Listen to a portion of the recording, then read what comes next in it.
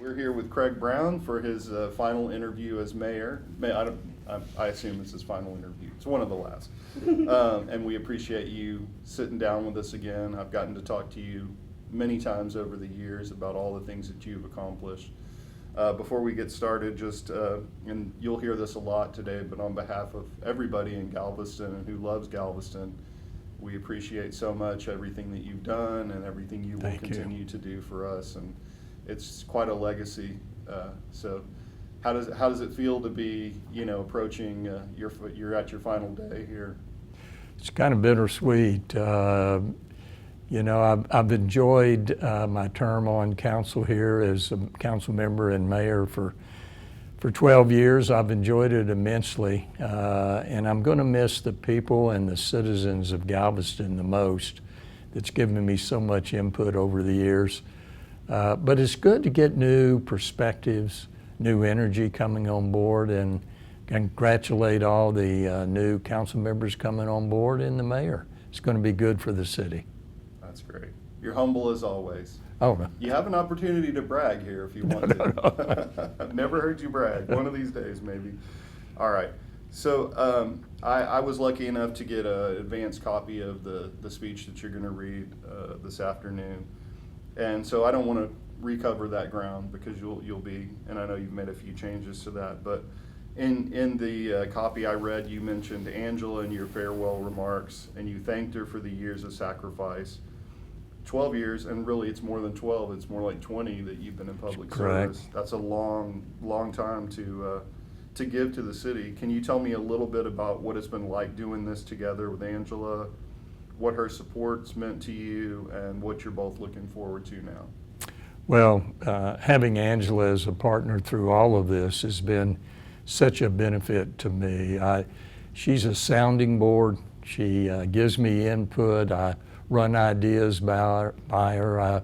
Even this morning, as I was putting together some thoughts that I'm going to mention coming up here this afternoon, she gave me some guidance on how to say it and what to say. So it's been throughout the time I've been on council. She's been with me throughout all of this, and her input is invaluable.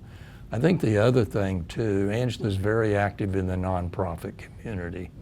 And that's an area that here at the city we don't have a lot of direct contact with.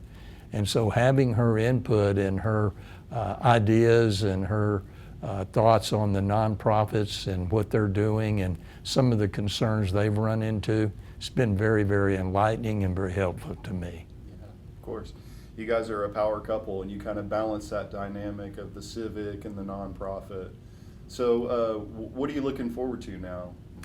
One of the things that I'm looking forward to is spending some more time doing the things that Angela and I have been wanting to do for years and just didn't have the opportunity or the time to do. A lot of travel will be involved, especially seeing relatives and going to places we've always wanted to visit. The other thing that I'm looking forward to is not having a schedule. My life for so many years revolved around a strict schedule of places I had to be and things I had to do. And so it's going to be good to get up in the morning and see an open schedule for the whole day. It's probably going to be something that is going to be alarming to me at first, but I'm looking forward to it. Well, I know you pretty well. I bet you're going to find some things to fill up some of those probably gaps true. in your schedule. But that's amazing. It does sound great just to have some time for yourself, and you've definitely earned it with all you've done. So let's talk a little bit about your time on council, and particularly as mayor. So I mean, you've done so many things: planning commission, park board, and landmark, I believe, right? Correct. Okay. So and then of course council and mayor. During all that time, what was your best day? What single moment did you feel the most proud of? There's been so many over the years that I thought back and I thought, my gosh, those were, one of the best times during this entire 12 years, and then being on the commissions and boards. I think one of them that stands out, though, is my first election for city council in 2014. I never had run for an elected office, and I campaigned. And for those that don't realize this, campaigning is the most difficult part of serving. It takes a lot of energy, a lot of time. You never feel like you're doing enough during a campaign season. And after spending a lot of time and really concentrating and focusing on the campaign to be elected and have the citizens support me in the thoughts and ideas I want to bring to Galveston and the council, that was probably one of my highlights of my career. That's a great choice.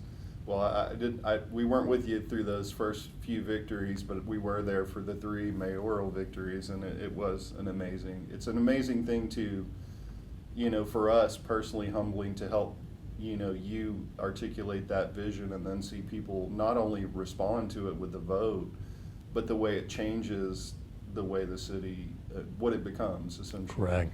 Because as mayor, you're more than just one vote on council. You are sort of the vision for where the city is going to go in many ways. And I know you'll push back on that and say you're just one of many and that it can't be done without help. But I do think that the fact that you have had a forward-looking vision that was grand in many ways, probably some people thought too grand, but you've managed to accomplish all those things. That's a big part of why we are where we are right now.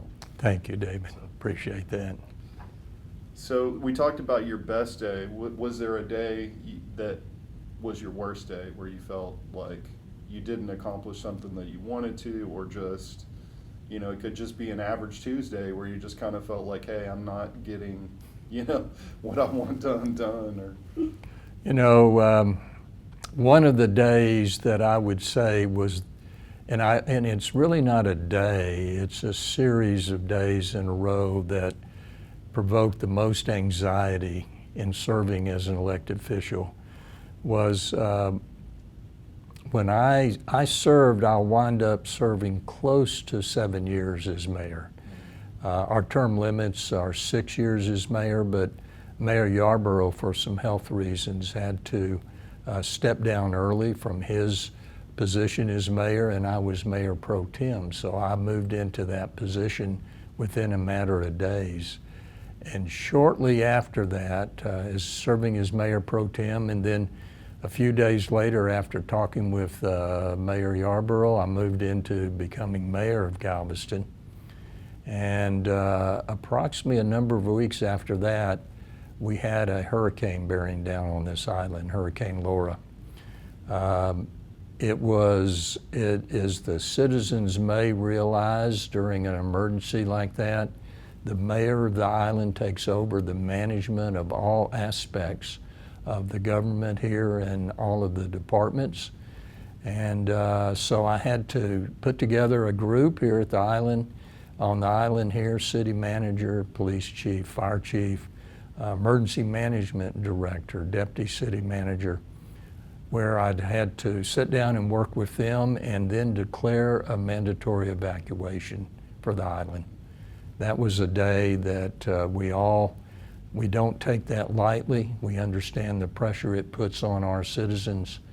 But on the other side of the coin, when you think about the safety of our residents as our primary goal, we always need to err on the side of caution. And I called for a mandatory evacuation, went down and helped those individuals get on the buses as we moved those that didn't have transportation to leave the island. And it was a day full of anxiety, but it was also a time where I was very proud of our citizens, where they stepped up and understood the need to remove themselves and get out of harm's way. That's a great answer. And I think it touches on something really important about, I don't know if this is unique to Galveston, but I know it is very strongly felt in Galveston, is that when things go wrong, we come together for the island. We may argue, and I've said this a couple of times, we may argue and we may complain when things are going well, but when we have difficulty, everybody pulls together in the same direction. And that's one of the big strengths, I think, that you have exemplified in your leadership, is your door is always open to work with anybody, it seems. Is that fair to say? It is. I've always felt many times you learn more from individuals that disagree with you than individuals that agree with you. So I've always had an open door policy to take input from all sides of an issue, and I think that's how we learn. That's how I educate myself, and our residents here are so interactive when it comes to giving their thoughts about making this island better, and that's something I'm very thankful for. So you talked throughout the series of our interviews about building a culture of cooperation. Was there a single moment where you could actually feel things shift, where you knew that the institutions were finally working together in a way they hadn't before? I think there were many areas, especially working with our affiliated organizations such as the Park Board and Wharves Board. But I think that idea of coming together really started to gel as the Wharves Board started to expand. They came to council for approval of certain aspects of the expansion there at the port. They came to council for the approval of the bond that they had to put out to the public to raise funds for the expansion of not only the cruise lines and the cruise terminals, but the expansion of the western side of the port and the cargo. Right. And when they came to council, we established joint meetings where the Wharves Board would sit down, and it was the same for the Park Board too, that we would sit down and talk about the issues and hear from them their side of the issues. And the more that these joint meetings started to be part of our agenda throughout the year, it dawned on me that this is what it's all about, of sitting down and working together for the best of the community. That's great. Yeah, I mean, if you look at that down yard out there at the port, I kind of feel like people haven't really paid much attention to it because there's a lot of focus on cruise. But I think they've gone a long way to expanding their base so that we're not quite in the same position as we were before with COVID and cruises.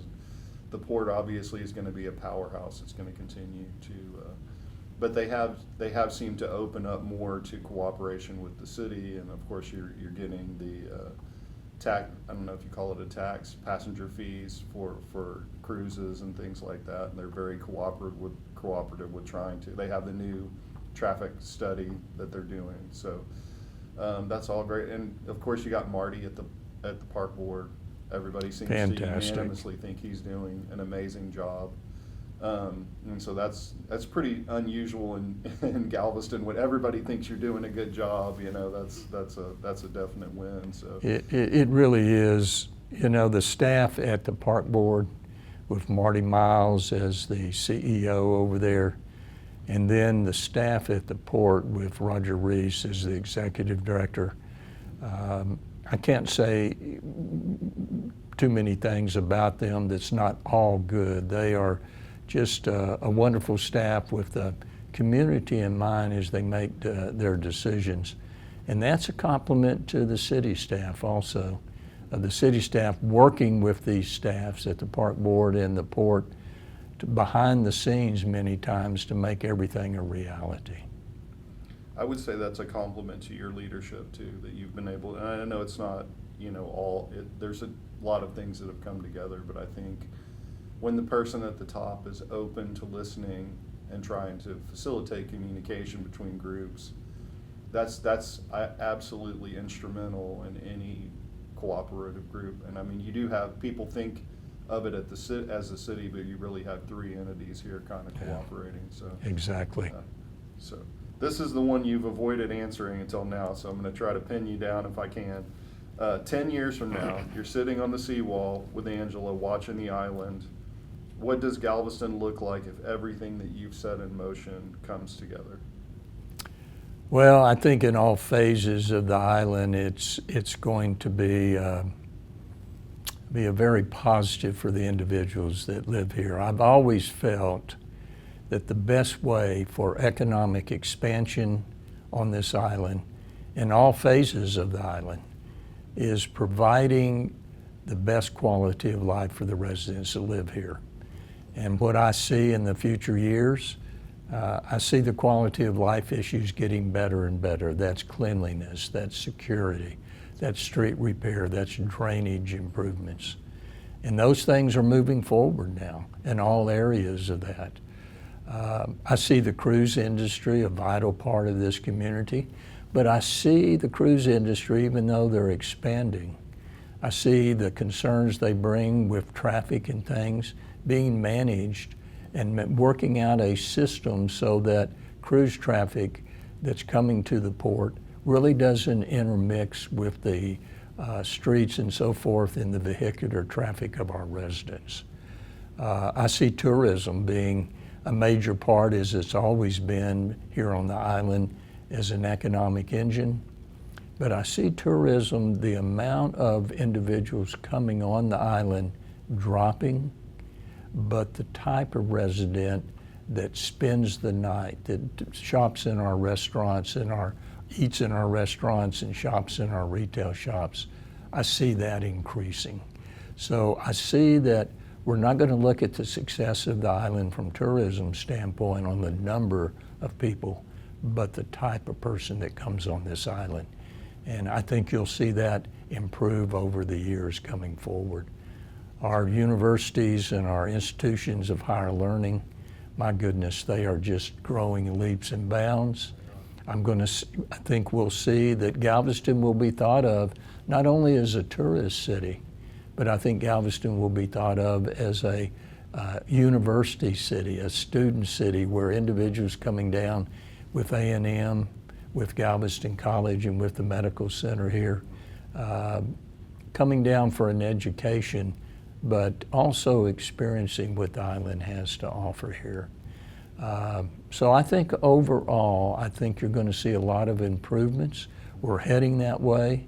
The key in Galveston is to keep our focus on the issues that are so important to the advancement of this community here. Sometimes in elected position, it's easy to be pulled off task with the latest little situation that is going on. And those things have to be dealt with as they pop up, but that can't keep us from continuing to move forward in the items that I mentioned. I agree. That's a great answer. And I would say, looking back, one of your strengths is you have stayed consistent from the first day we sat down to talk about what you wanted to do with your campaign to today. I mean, you could take those conversations and it's really just like, here's the things that I want to accomplish and here's the things that we have accomplished, but we're still on that same track. We're still looking at things like drainage and improving quality of life and streets. That was always your primary focus, was your constituents, the people who live here, the people who work here, the people who love this community. And so I think that's a big, that's a important part of why you were so successful, is because you stayed consistent and focused on that. So what do you think about, obviously Davie Defense is probably going to impact the future here. Do you see us becoming, more of a shipbuilding town as well as like a balance of tourism and shipbuilding, or do you think it'll still be primarily focused on tourism? I see the port becoming more and more an economic engine than they currently are. I think tourism will always be right up there at the top. I think since the beginning of our island here, tourism and those wanting to visit the beach and so forth are always going to be an integral part of our economy here. But the port, my goodness, it's people talk about a diamond in the rough. I wouldn't say it's a diamond in the rough anymore, but it's a polished jewel that is continuing to expand over there. Right. Davie is bringing a whole new perspective of what our port can be. Right. It's not only a cargo, it's not only a cruise destination and so forth, but what it is that we're seeing shipbuilding becoming an integral part of our economy here.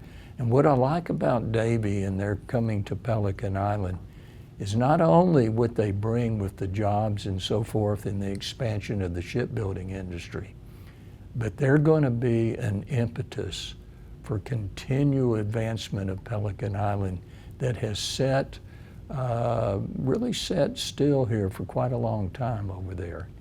And that island, as the Pelican Island expands, it may not be shipbuilding.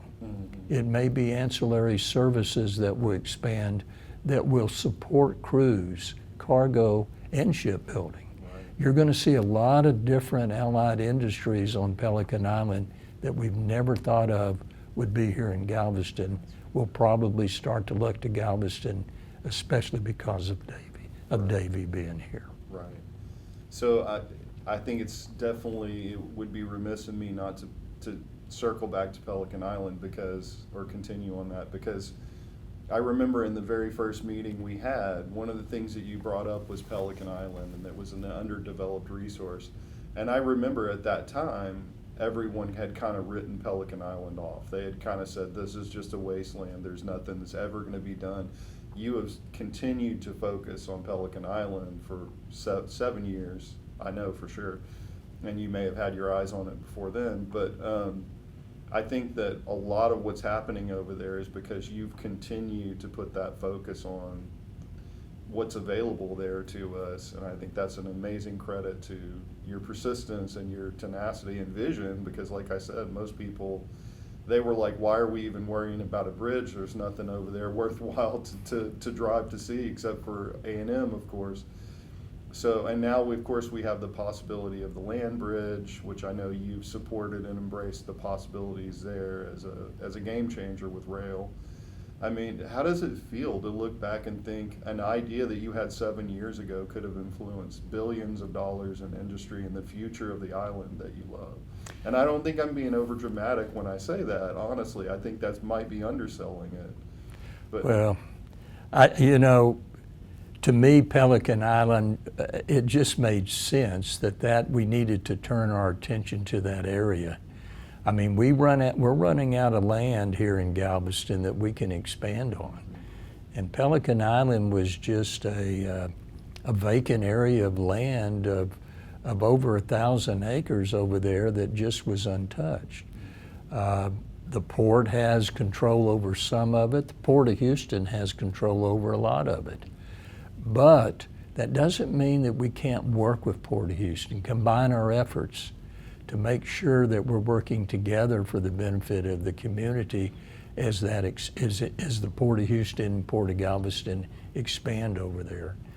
I wish I could take full credit on saying, oh, I'm bringing forward the idea of expansion of Pelican Island. I stand on the shoulders of many individuals in the past that have had the same idea. But it's so good to see that coming to fruition. And we're talking about the future here. I think we'll be really surprised at how Pelican Island will develop. It's going to be one of those issues once it reaches that critical mass. And I think Davy is probably going to be right up there producing that critical mass situation. Once that hits, then you're going to see things take off and expand exponentially over there. Yeah, I agree. I have a little bit of insight to that because of the GDP, and I think if anything, people aren't quite excited enough about what Pelican Island can bring, especially with rail connection and deep water access and all the things that gives you. It's amazing. Excuse me for interrupting, David. Just a thought about the bridge.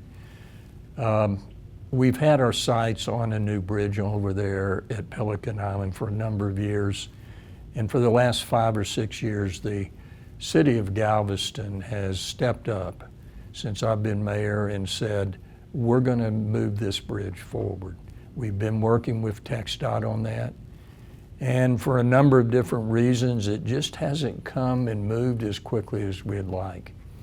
I started thinking about this the other day, and I think sometimes when things don't move as efficiently as you would hope or you would expect for them to, there may be a reason for that, and that reason may be that I think that we have the opportunity for an easier and better approach to a Pelican Island bridge. That's why I take my hat off to the new feasibility study that's moving forward, being sponsored by the Port of Galveston, to look at an alternative. We don't know where that's going right now, but I would say my suspicion is that alternative will become a reality, wind up costing the city of Galveston far less money and be far easier to maintain, and will bring rail to Pelican Island, which the other approach did not include rail. That's right. That's absolutely right. And I think that part and the fund, I believe it opens up some new funding options from federal government. It does. Like that. So there's a lot to talk about there. That could be a whole interview. So, but I know, but we can maybe talk about that more after after today. But you said something just now, and you've said this throughout the series. You said that you stand on the shoulder of others. I would love to give you the opportunity to name some of them. Who are the people who made all these things possible? And maybe some that Galvestonians may not have heard of or thought are connected to this success. Well, the ones that we think of sometimes are elected officials. The mayors in the past have brought forward. I was presented by a resident here not too long ago a scrapbook of a mayor that was here in the 50s. And it was a scrapbook of this particular mayor's, and I am sorry, David, I'm drawing a blank now on the mayor's name on this, but it was a scrapbook of the goals and the accomplishments of that mayor at the time. And this was back in the 50s and 60s. And I read through that scrapbook and I thought to myself, what an innovative individual this mayor was to bring these ideas forward and saw the future of Galveston. So I think we've had a lot of mayors along those lines that in their own way have been wanting to advance this community forward. That also plays a role with the past executive directors and CEOs of our affiliated organizations, the Park Board and the Port. These are individuals that have added to the vision of Galveston on where we want to go, and have got council to look at Galveston in a different way, and I think that's very important. And I'd really want to put a lot of emphasis on the citizens of Galveston. We think of individuals that are leaders of particular organizations or elected individuals, but I tell you who really drives this city is the citizens that come up and work and want to have their voices heard and to give their thoughts on how Galveston can be better. And over the years, if you really look at a lot of these improvements, they originate from the residents of Galveston. That's true. That's true. And they have a lot of opportunities for input. The LDRs are about to be changed, correct? And so I think sometimes citizens don't understand what a depth of opportunity they have to participate in the city itself.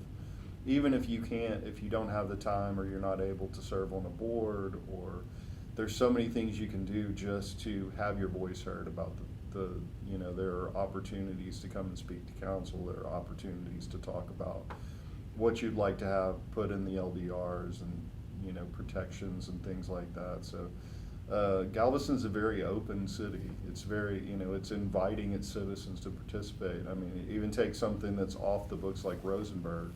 The park there was just a citizen-driven effort by people walking their blocks, talking to their neighbors.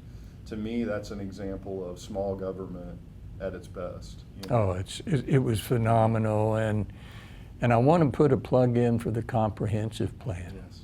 We're getting ready about supposedly every 10 years. Our last comprehensive plan has been longer than that. 15-ish. But for the citizens there in Galveston, the comprehensive plan serves as the master plan for our community as we move forward.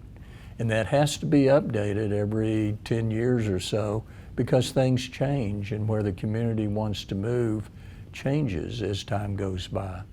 But we're getting ready to start that comprehensive plan, and we're going to seek resident input.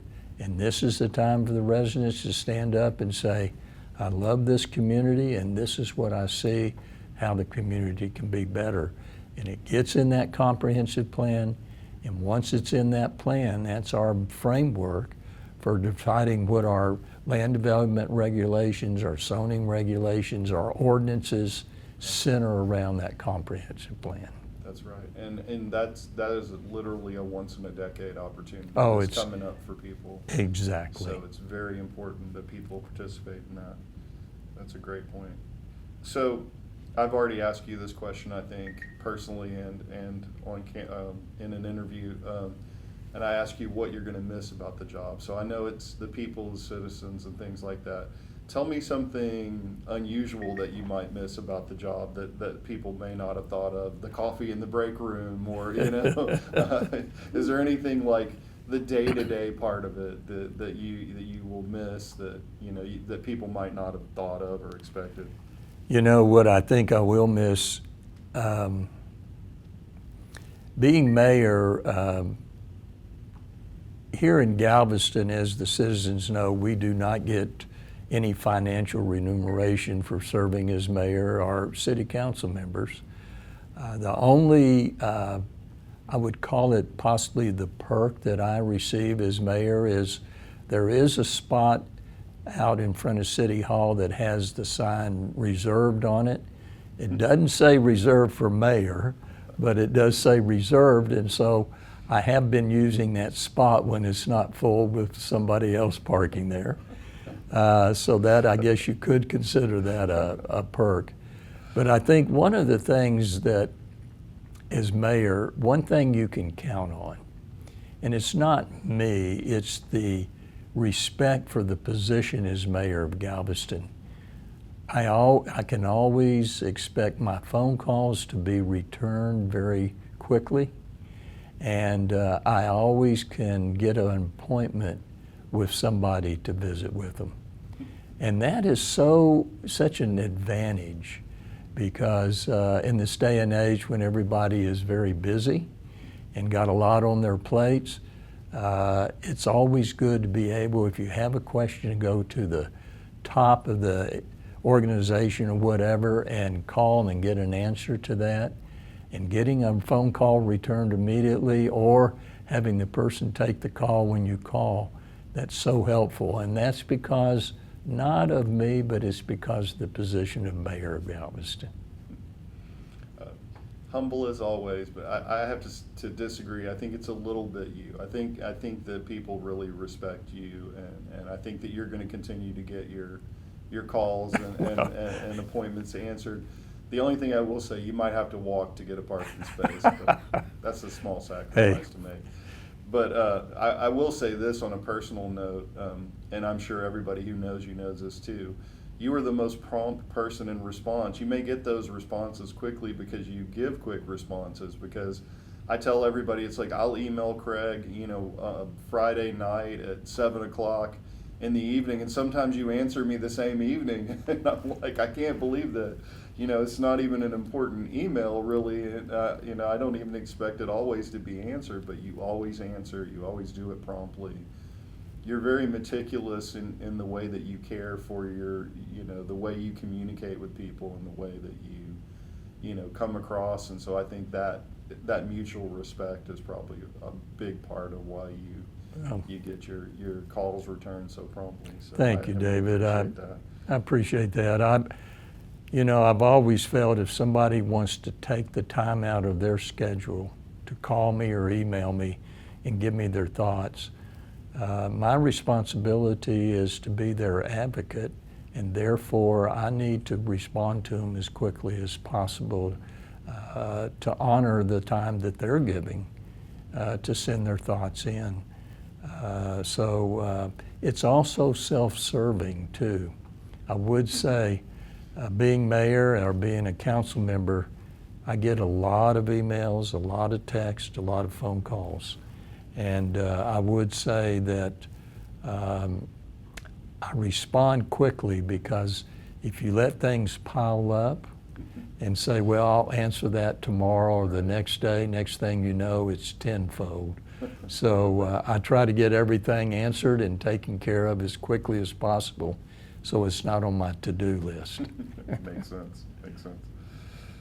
All right, you mentioned the bucket list with Angela. Beyond that, what does Craig Brown do now? Are you done with public life, or are you still thinking there might be another chapter to be written there? You know, I have no thoughts about any other public life position. And I think this is for a lot of people. I started working when I was 12 years old. And I have worked and had something to do and a commitment ever since that time. And I'm looking forward to seeing what life's going to be like without having something that I have to do after I retire. And so right now I don't have any desires to get involved with, for sure, an elected office. That's a young man's sport of going through campaigns and so forth. But I would say that time will tell. I'm sure I'll be involved in the community. That's what got me involved with my elected position. I started getting involved with community nonprofits, and one thing led to another. So I'll probably cycle back into that. Good to hear, good to hear. So this is a little bit more serious question, probably the only real serious question of the interview. In your farewell, you said resisting partisan elections is a major challenge, and you called out groups that use attacking rhetoric and false statements, and rightfully so. Since this is your last interview as mayor, without obviously naming names or picking on any specific groups, what do you want the people of Galveston to understand about what that type of politics can do to a city, you know, in the sense of, is it harmful, and, you know? You know, I really believe that the lifeblood of a community, a state, a nation is your local politics. I mean, your local politician you see in the restaurant, you might see them at the grocery store, can stop them and visit with them. Your state representatives, your national representative are, and rightly so, not as available. So your local politics, that's where people feel they have a direct input to government. I've always felt that, and I kind of use this catchphrase, but potholes, street repair, drainage improvements don't care what your party affiliation is. Right. You need to, I think it's so important for individuals not to get caught up in partisan politics, because when you do that, you lose sight of the issues. You lose sight of what your candidate really feels about the issues that really are important to you in your everyday life and your quality of life. And so I think that is something that will undermine a community if we go to partisan politics. And so many groups try to push that. But I think in this day and age, if we stay focused, and the important thing is look at the individual and how they will support you locally and what their stance is on the local issues. That's the important thing. And if you want to get involved with partisan politics, then move to the state or the national forums on that. But from a local standpoint, the things that really matter to you and your family, those are things that are geared to the type of individual you elect, not with their what their party affiliation is.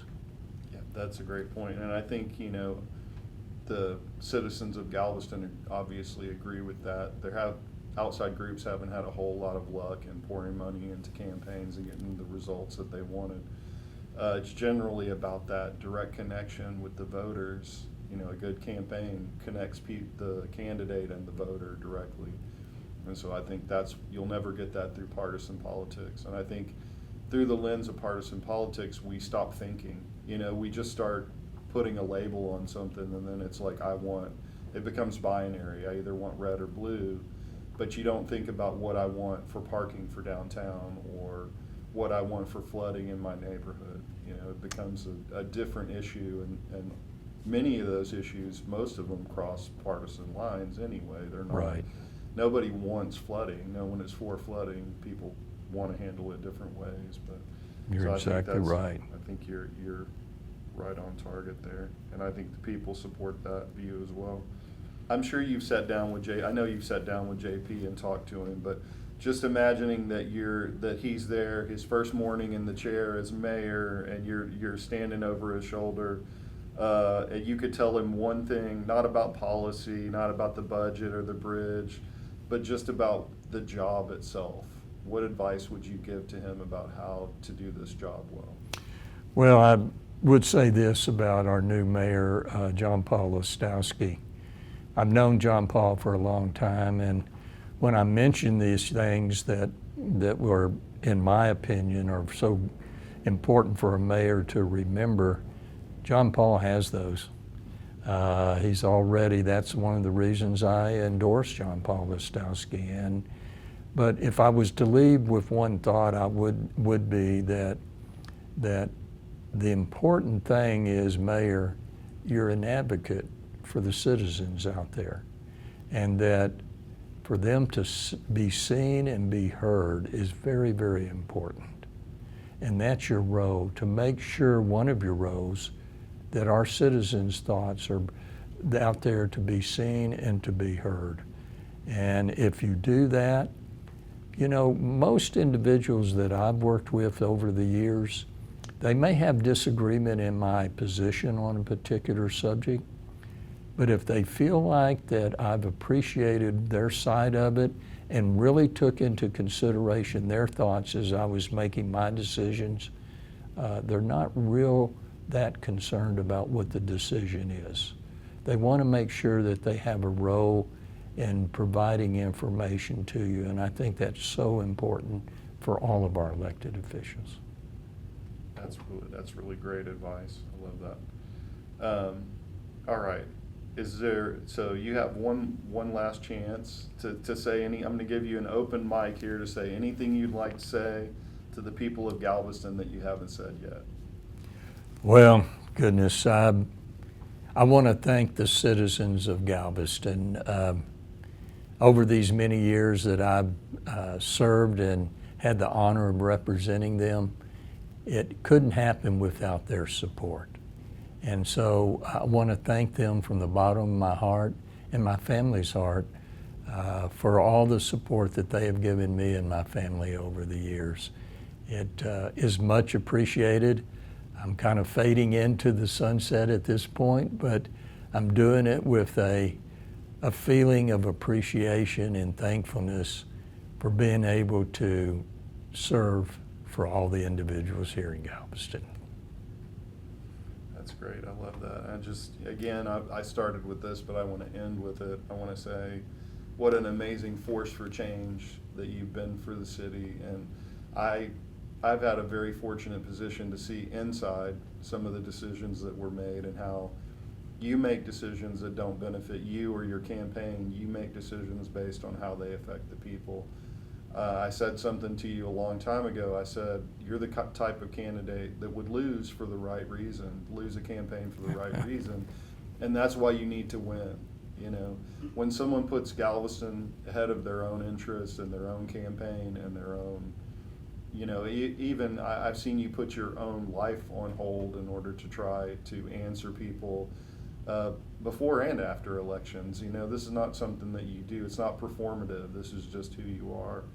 And I think it takes people like that to really take a city like Galveston and push it forward. Sometimes it doesn't want to move. Sometimes its feet are planted in concrete, and it takes a little nudge there to get us going sometimes. But I think you've done an amazing job of balancing things and getting people to work together who don't normally. I have personally seen people go from being opponents to being soft opponents to being like, well, that Craig Brown's not so bad, you know? And I mean, you know, in Galveston, that's about as good as it gets, right? So, I mean, I think you have done an incredible job, and, you know, I know you'll hear this from many better, more qualified people than me, but it's an honor to have watched your campaign and contributed in small ways, and I think that it's, you know, it's an incredible testament to what can be accomplished if you put yourself last and you put your city first. That's very kind. Thank you, David. I want to thank Falcontail and Christy, thank you. And you're brand new, I know, with the group, but you know, you've been such an integral part of Angela and our life throughout the years, not only with your expert guidance, but just with your friendship, and we greatly, greatly appreciate that.